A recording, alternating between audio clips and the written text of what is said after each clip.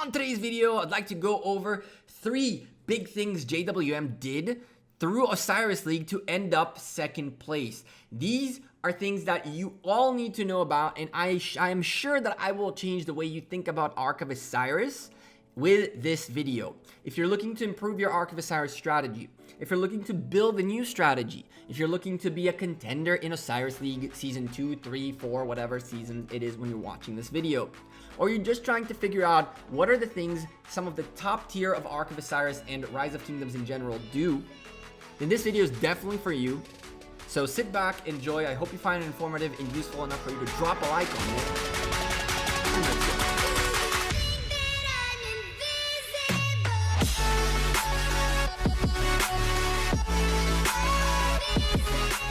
Hey there YouTube, welcome back to Gekko Gaming. Today, we're gonna go over 3 main things that you should know about the strategy and work that JWM did to get to the point where they got. And for the record, Overlords OV, who won Season 1 of OSIRIS League, did pretty much the same thing in the sense of the mentality that I'm about to present to you. So you have to understand one very important thing before we get into the points. There are too many preconceptions when you walk into ARK of OSIRIS.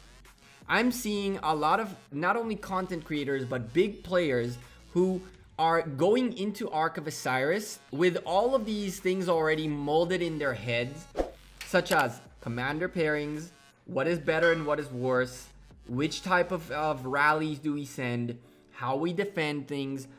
All of these things come in from preconceptions that have nothing to do with ARK of OSIRIS. There are very, very different mechanics that apply to ARK of OSIRIS compared to the rest of Rise of Kingdoms. For example, you don't lose any troops, they all become severely wounded. So you don't really need to care if you have enough troops to just let them go out. It doesn't matter. Not everybody has that ability, but even if you do, or even if you don't, the ability to heal and hit back is a very important thing. But the bottom line is people come into ARK of OSIRIS with a pre-made mold, and then they try to kind of shift the mold around to fit better the game. And that is the biggest mistake of them all. I'm going to give you guys 3 things here that JWM did that are not part of the convention of what's good normally that got them where they got them. We're going to go from the least influential to a good influential to something very cool that I was very surprised by and you guys were too, which is how on earth JWM picked up those obelisks so early on, their opposition obelisks. Stay tuned, that answer comes in this video. So the first point we're going to talk about is the good old provisioning. I hammered that down plenty during OSIRIS League, I hammered it down during my casts, but here is how provisioning should work. Provisioning, if done correctly, can be more successful points-wise than 2 ARKs. That is right. I have seen JWM consistently hit 9,000 points through provisioning. Now, because of plenty of mistakes and plenty of situations in the OSIRIS League final, that did not come to fruition. And that is one of the things that were talked about as a feedback to what happened. But the bottom line is provisioning is key to win. But how you provision is not that simple. When you send a march out to provision, you do not want to send a recommended amount of troops. You want to send as many tier 1 sieges as you have, and you really want to make sure you have 1 full march of tier 1 sieges. Why is that? First and foremost, tier 1 sieges move faster. And secondly, the idea behind this is that you should never allow your gathering provisioning march to go back home until the very end. ARK of OSIRIS is all about time. It's all about making use of as much time as possible. By walking back and forth between caravans and your city, you're wasting the time of going back and going forth. You want to make sure you send a full march out to provision, and you really want to make sure you keep your eye, you micromanage your march. Now, if you want to get better at it, what I suggest to you is you send a full siege march and you time it. You keep an eye on it at all times with a timer and see how long it takes to gather a level 3, a level 2, and a level 1. Based on the commanders you're sending and based on your buffs and whatever not. Another thing that you probably might want to think about is experiment with commanders. This goes in general for everything. Experiment which commanders gather better for you in Ark of Osiris. Experiment which commanders work better for you for defending, for attacking, for solo marches. People come into Ark of Osiris thinking in Ark I'll use the same 5 cav marches that I use on the open field and it'll be good. But that's not the case. There are much different pairings of commanders that you'd never believe are being used, that are used in Ark of Osiris to accomplish much better things than these standard commanders that you know of. So provision, fill up a full march, make sure it doesn't go home, make sure you're hopping between caravans, and make sure you're leaving enough time at the end of the match to go back home. What I would personally recommend is probably leave the people who are not teleporting forward to the obelisks to gather, because obviously you don't want the people who are in the obelisks to waste marches on gathering when they're the ones who are in the forefront of the fight. But you definitely need to figure out what way to manage your provisions is better, and this is something you're going to need to do with experimentation. The second point I want to talk about is the initial teleporting into Ark of Osiris. I cannot tell you enough how many times I've gone into Ark of Osiris where it's 3, 2, 1. No! You have 3 minutes to port in. As an alliance, you need to come up with a list of who teleports first and who teleports last.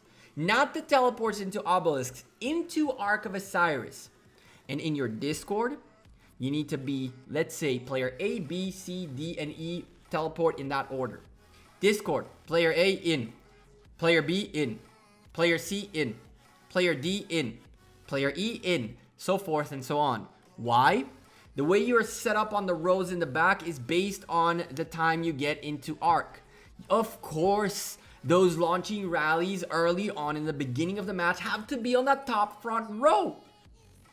If you're a rally leader who's leading the first few rallies that are moving troops forward on the field or even trying to hit an obelisk, and you're in the second row, you're adding 15 to 20 seconds worth of march speed. What's the point of that? March time, sorry, not speed. Why is a 15 million power player who is in strictly to provision supposed to be on the front row? I don't get it. So make sure you're timing those teleports into Ark of Osiris correctly. The same goes for who's the leader and who's the warlord. The leader is the one at the front the most, and the warlord is right behind them, and only then the 3 rows. Why on earth, if your leader is not rallying early to try to catch an obelisk or to try to do some quick movement, why on earth he is still the leader? The person who is in charge of getting the fastest possible way to somewhere should be receiving leadership. And so you need to trust the individual with the alliance leadership. And same goes for warlord. The top front people need to be ralliers early on, or else, what's the point? You're not utilizing all the mechanics. Now, this is a point that I want to bring up a side note. You have to understand that in Ark of Osiris, you need to understand all the mechanics to 100% in order to be the best at it. You need to understand how teleports work. You need to understand placement of where people teleport. You need to understand march speeds. You need to understand which commander pairs to do for what. There is a more efficient commander pairing even for provisioning. So the number one thing you got to understand is that you got to come in and experiment. You have to come in with a clear mind of no preconceptions and experiment your theories with the normal Ark of Osirises, so when Osiris League comes in, you are set up and ready to go. There is a small conversation in Counter-Strike Global Offensive that when teams scrim, sometimes a team scrims to win the scrim. The whole point of a scrim is not to win, it's to learn. The same goes for Ark of Osiris. Ark of Osiris should be used as your scrims for Osiris League. You should not be aiming at only winning Ark of Osiris. You should be aiming at experimenting too. And you know what? If you need to experiment more than 1 or 2 things at a time, lose an Ark of Osiris for it. Okay, it's 5 commander sculptures. I understand that's a big deal. But if you manage to lose those 5 commander sculptures one time, but experiment enough so that you can make it an extra phase into Osiris League, you've guaranteed yourself already more commander sculptures by the fact that it's every week and not every other week. You have to experiment, and you have to come in with very clear mind and preconceptions. And you want to know what? You guys come into the game thinking JWM are all the best players of JWM are in the team, and they only use tier 5s. Well, guess what? First of all, our lineup is not set up with the top 30 players of JWM. It's set up with some of the top and some from the middle who are dedicated enough and disciplined enough to follow instructions to win a match regardless of their personal rewards and performance. The fact that they're 15th on the list of individual points means nothing if they fulfilled their role in winning the match. It's so bad, actually, and to make that point even better, every time you saw JWM healing either 0 or 1, they were also using tier 4s. Yep. Only in the semifinals, the instruction went out, you have to use tier 5s, heal if you have to. I don't want to see any tier 4s. And so we started healing. And so an individual who was super dedicated to the cause said, well, this freaking blows, and trained 1,000,000 tier 5s in a Mightiest Governor. Yeah, he beat me in Mightiest Governor because he had to train 1,000,000 tier 5 so he doesn't have to heal. That's the kind of dedication that is in the team. And that's an individual who didn't have enough tier 5s who still ended up healing, but he healed up much less because he trained 1,000,000. This final point, the number 1 point, and the answer to how JWM took the obelisk of their opposition so fast in Osiris League, hammers down this point even further. They rallied their opposition's obelisk, the furthest obelisk from the opposition, with not tier 5s, and guess what? Not tier 4s.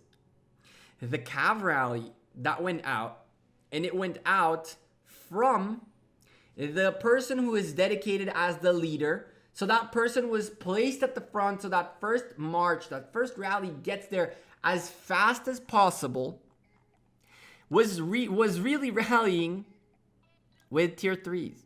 Yup, tier 3s were the ones who took that obelisk first. And those tier 3s managed to hold against a few tier 5 marches for 40 seconds-ish, delaying one obelisk by the opposition for 40 long seconds, which was 40 seconds where half of their team couldn't teleport forward and half of our team managed to push forward. This came because, as Boss says, it's as simple as downgrading the troop tier. Downgrading the troops. It's as simple as that. And yet, when you come in to Ark of Osiris with a misconception that tier 5s only, you're not utilizing the mechanics of the game, which say tier 3s march faster than tier 4s. If you want to get somewhere faster, you got to use lower tier troops. We discussed, they discussed using tier 2s as well, but the reply to that was tier 2s might probably not hold as long as tier 3s, and tier 3s are fast enough to catch people off guard, so let's use tier 3s. Now, if you notice, this wasn't used not in the semifinal or in the final. Why? Because the teams who were in the semifinal and final were already adjusted to this strategy. Tier 3s, how simple. And yet, who really thought about it? I don't see any top tier rallying quick obelisks with tier 3s. Nobody even bothered trying it because who on earth would send tier 3s on a battlefield, right? There you go. The bottom line of this video is pretty simple. You have to come into Ark of Osiris strategizing with zero preconceptions. Everything is on the table. And you need to use your Ark of Osirises as experimentation time. You can, of course, use level 1 passes like Slouty explained to try defense and offense combos on the regular map if you choose to. But even then, you can and should be trying things during ARK. Sacrifice one ARK of Osiris to experiment a bunch of things seems amazing to me. Or if you've already won the ARK, and this is a great example, right? A couple of days ago, we watched MFLD against NCB, right? Now, NCB have already lost the match. There are 15 minutes remaining. Why is MFLD still rallying with Edward Hisongye? Why not rally with other combos to try things, to see the damage, to experiment?